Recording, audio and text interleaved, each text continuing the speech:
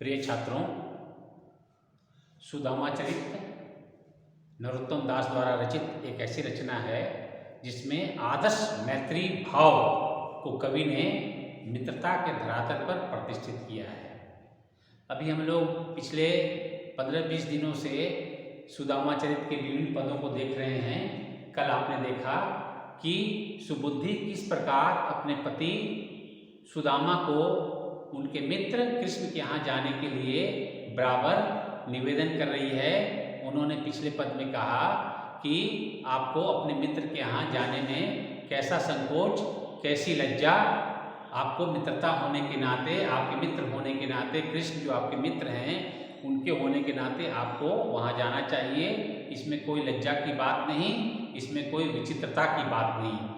तो अपनी पत्नी के इसी कथन पर सुदामा इस पद में क्या करते हैं, इसका वर्णन नरोत्तम दास ने किया है। देखिए, पहले पद देखें। तय वो कही नीकी, सुनी बात हित की, यही ऋषि नितई की नित प्रीत सरसाइए। मित्र के मिले ते चित भी चाहिए परस्पर, मित्र के जइए तो आपहु जेवाइए।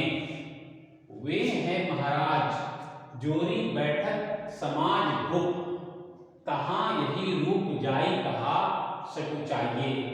सुख दुख करी दीन कटे ही बनेंगे, भूली विपत्ति परै पै द्वार मित्र के न जाइए। पहले शब्दों के अर्थ देखिए। तय तो कही, सुदामा अपनी पत्नी से कहते हैं नीकी, नीकी यानी बढ़िया, अच्छा।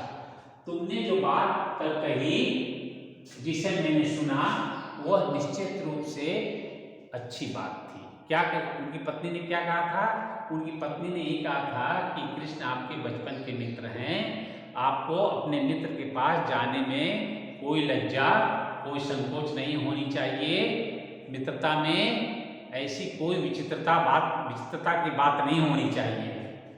सुनी बात हित की, मैंने तुम्हारी बात हित की सुनी। पहली पंक्ति में सुदामा अपनी पत्नी से कहते हैं कि कल तुमने जो बात कही थी, जो बात कही तुमने वह बिल्कुल सही है, चुस्त दुरुस्त है, वह बात अच्छी है, वह बात हित की है जिसे मैंने सुना। तुमने हित की बात की है जिसे मैंने ग्रहण किया, सुना, वह बात अच्छी है। यही रीति मितई की, रीति यानी ढंग, मितई यानी मित्रता की, मित्रता की यही रीति है। इस पद में नरोत्तम दास ने मित्रता की रीति के विषय में प्रकाश डाला है सुदामा के माध्यम से। यही बात यहाँ आ रही है। सुदामा अपनी पत्नी से कहते हैं कि मितई यानी मित्रता की यह रीति है, मित्रता की यह पद्धति है, मित्रता का यह नियम है कि नित्य प्रीति सरसाइए, सरसाइए कहते हैं बढ़ना, मित्रता का बढ़ना, प्रीति यानी प्रेम पूर्वक बढ़ना। मित्रता की यही नीति है, मित्रता की यही पद्धति है कि मित्र मित्र में जो प्रेम हो वह नित्य बढ़े, उसका प्रसार हो। तीसरी पंक्ति में मित्र के मिले ते, यदि मित्र मिलते हैं तो चित्त भी चाहिए परस्पर, तो उन दोनों का हृदय भी परस्पर मिलना चाहिए, हृदय में भी प्रेम होना चाहिए, बाहरी दिखावा नहीं होना चाहिए कि हम मिल रहे हैं। तो इस पद में मित्रता की रीति के विषय में बताया गया है और सुदामा कहते हैं कि मित्रता की यही रीति है, मित्रता की यही रीति है कि मित्रता में प्रेम निरंतर बढ़ना चाहिए और यदि मित्र से मिलन होता है तो उनका चित्त भी मिलना चाहिए, उनका चित्त भी परस्पर मिलना चाहिए। ये नहीं कि सिर्फ बाहरी रूप से दिखावा हो कि मित्र मिल रहे हैं और हृदय में द्वेष हो या एक दूसरे से ईर्ष्या भाव हो या परस्पर प्रेम का भाव ना हो।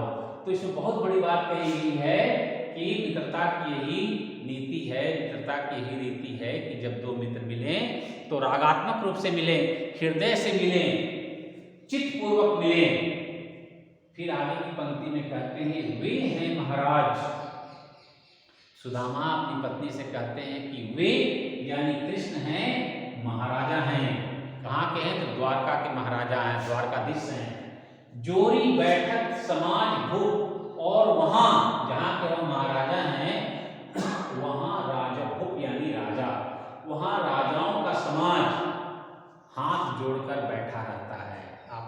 पद में देखा कि कृष्ण के दरबार में बड़े बड़े महाराजा जो हैं, चक्रवर्ती सम्राट जो हैं, खड़े रहते हैं, भूले से रहते हैं।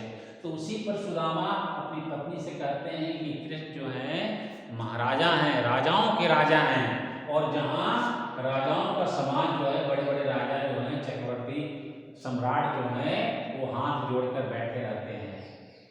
कहाँ यही रूप, कहते हैं ऐसे दरबार में जहाँ बड़े बड़े महाराजा बैठे रहते हैं, हाथ जोड़कर खड़े रहते हैं, वहां मैं अपना यह दीनहीन रूप लेकर कैसे जाऊं।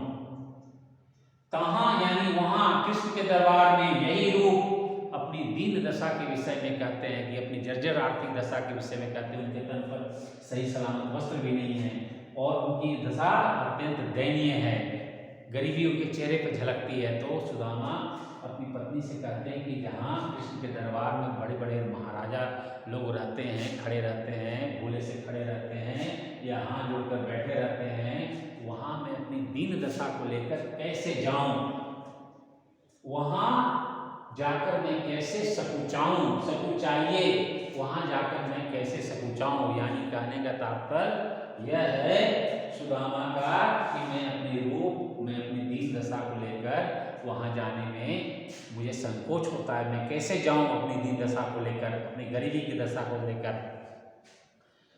आगे की पंक्ति में कहा गया सुख दुख करी दीन कटे।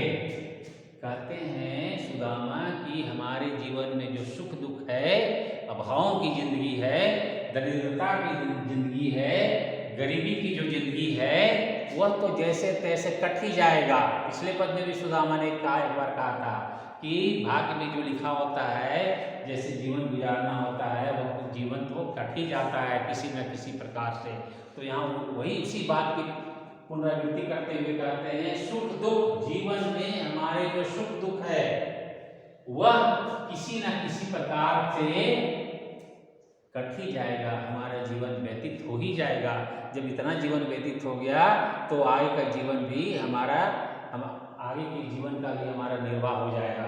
फिर आगे एक महत्वपूर्ण बात करते हैं, भूली यानी भूल कर भी विपत्ति पड़े, यानी कष्ट पड़ेगा, भूल कर भी यदि विपत्ति आए तो मित्र के द्वारे न जाइए। मनुष्य को विपत्ति के समय अपने मित्र के दरवाजे पर नहीं जाना चाहिए।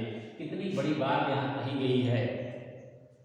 सुदामा कहते हैं कि भूल कर भी विपत्ति पड़ने पर मित्र के द्वार पर नहीं जाना चाहिए।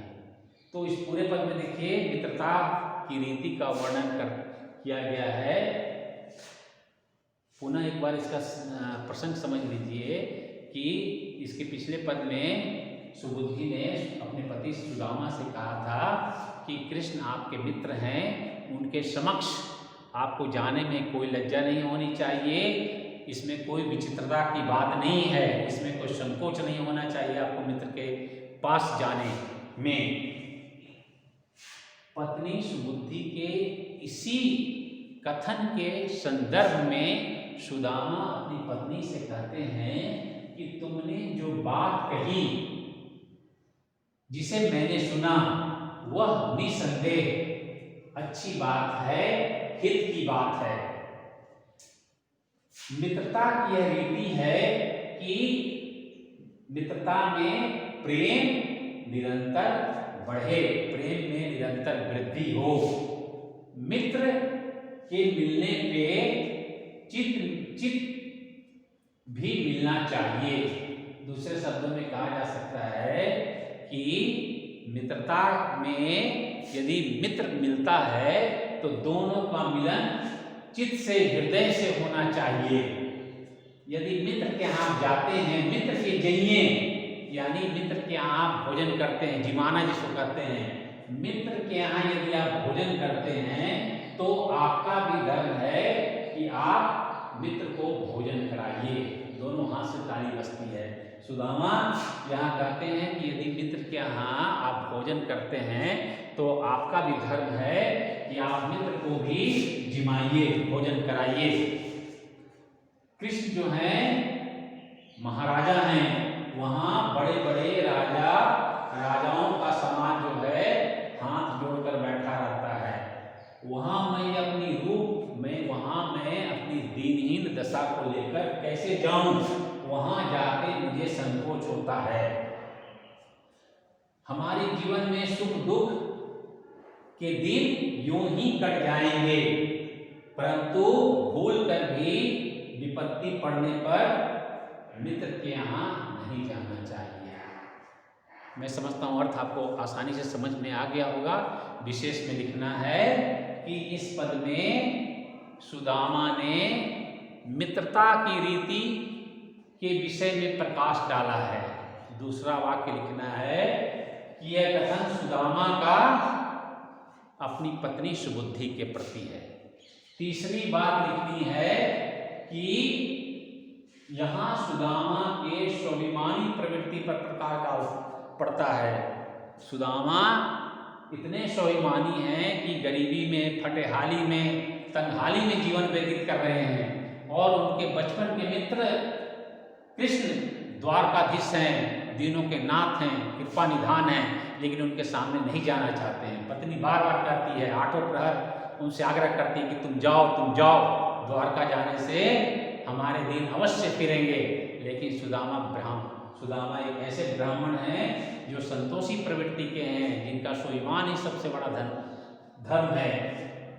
और भाषा की दृष्टि से यहाँ ब्रज भाषा है। भाषा में सरलता सुबोधता का गुण है, भाषा में प्रवाह महता का गुण है। शैली की दृष्टि से यहाँ इस पद में संवाद शैली है। संवाद शैली का उत्कृष्ट नमूना है ये की पूरी किताब। और छंद जो है मनहरन कविता छंद है।